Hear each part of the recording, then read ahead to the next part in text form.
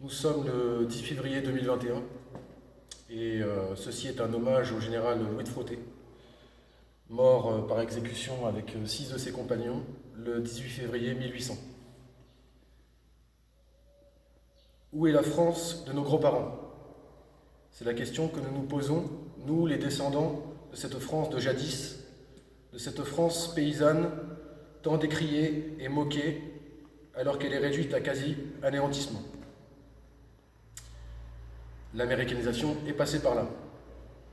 Se moquerait-on de la même manière de ces ethnies traditionnelles des autres continents en voie d'extinction et ou de modernisation?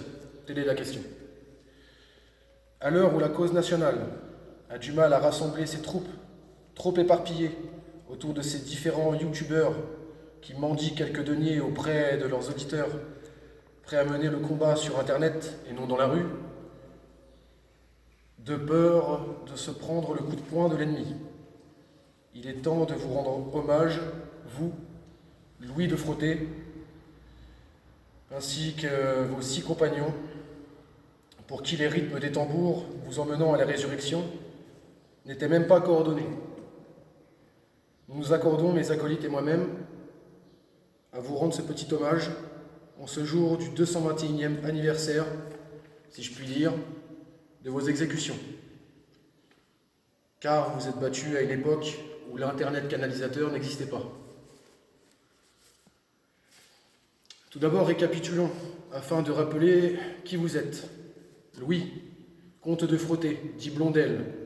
Vous êtes général, chouan, quasiment ignoré du grand public. Pourtant, vous êtes une des plus belles figures de la Vendée militaire. L'égal de l'Angevin Catolino, du Haut-Poitevin La Roche-Jacquelin, du Bas-Poitevin Charette et du Méniau Jean Chouan, ainsi que du Breton Cadoudal. Dès 1789, vous êtes officier au prestigieux colonel général. Vous vous opposez à la Révolution le fer à la main. Puis en 1791, vous émigrez tour à tour en les Italies, en les Allemagnes, et vous servez dans le régiment des chevaliers de la couronne du vicomte de Bussy. Et en Angleterre, vous préparez l'insurrection de la Normandie, votre province natale. Vous rentrez chez vous au mois de février 1795. Oh, vous n'y choignez que 5 mois. La paix de Fontenay, les Louvets, vous obligeant à rallier Londres, et c'est en 1799, le 23 septembre, que vous reviendrez prendre la tête des Chouans de Normandie. Alors, général des royalistes de Normandie, vous menez une guerre impitoyable à la République. Et ce, pendant une petite année. Irréductible, adroit stratège, le premier consul Bonaparte vous met votre tête à prix, car vous n'accepterez jamais, à l'inverse de nombreux chefs blancs, de traiter avec le gouvernement de Paris. Seule la mort vous vaincra. C'était donc il y a 221 ans. Je continue.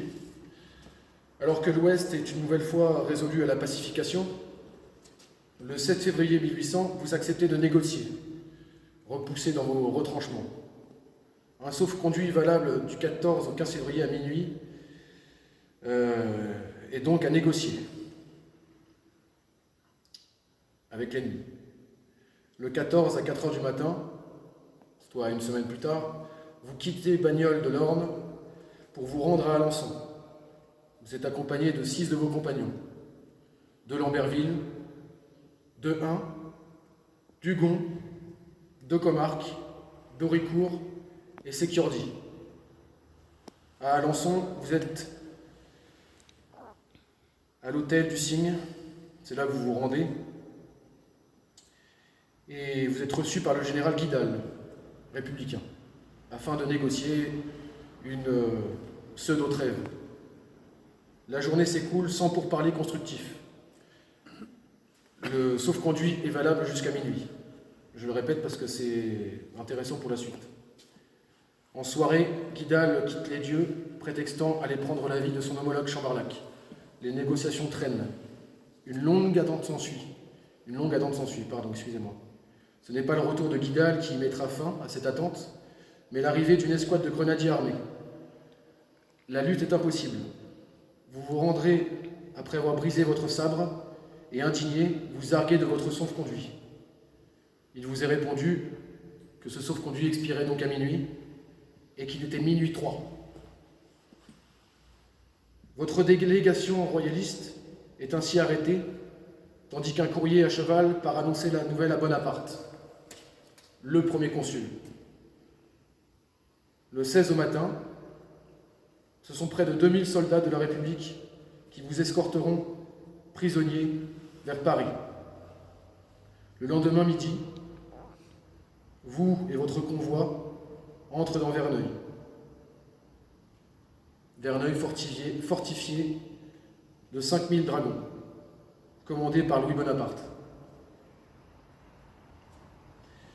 Les républicains s'y sentent enfin à l'abri. Une attaque destinée à libérer les chefs chouans était envisageable. L'ordre est donné d'organiser une commission militaire et de juger les prisonniers.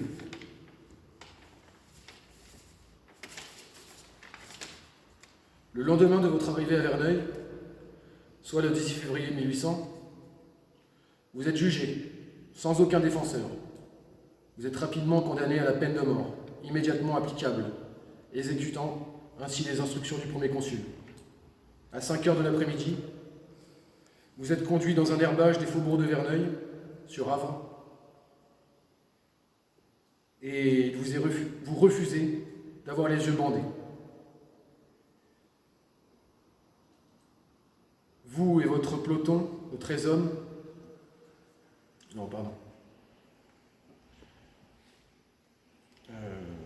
les 13 hommes vous accompagnant à l'exécution.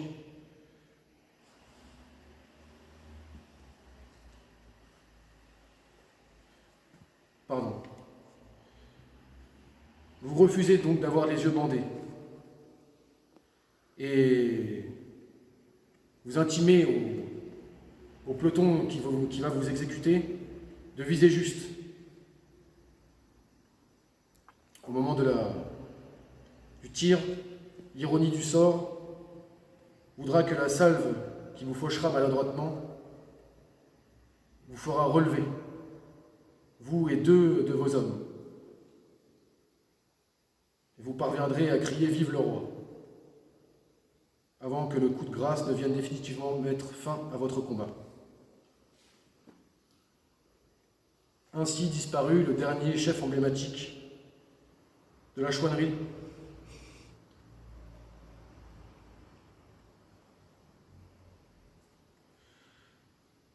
Voilà. Voilà les victimes de la République. À l'époque, c'était la peine de mort.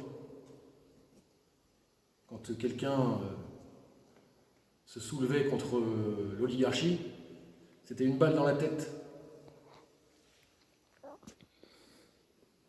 Voilà, donc ce monument, ce pan de mur, où repose derrière les reliques de Louis de Frotté et 6 de ses compagnons. Ce mur, cette œuvre, devrais-je dire, est une œuvre datant de 1827, du sculpteur de David d'Angers. En 1973, vous fûtes à nouveau honoré par l'Association du souvenir de la chouannerie, qui le 14 octobre 1973 érigea sur le site de l'exécution une stèle à fleurs de lys. Voilà.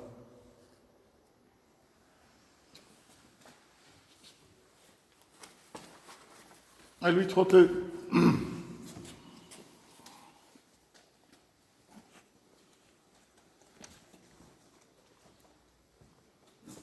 Et à ses compagnons.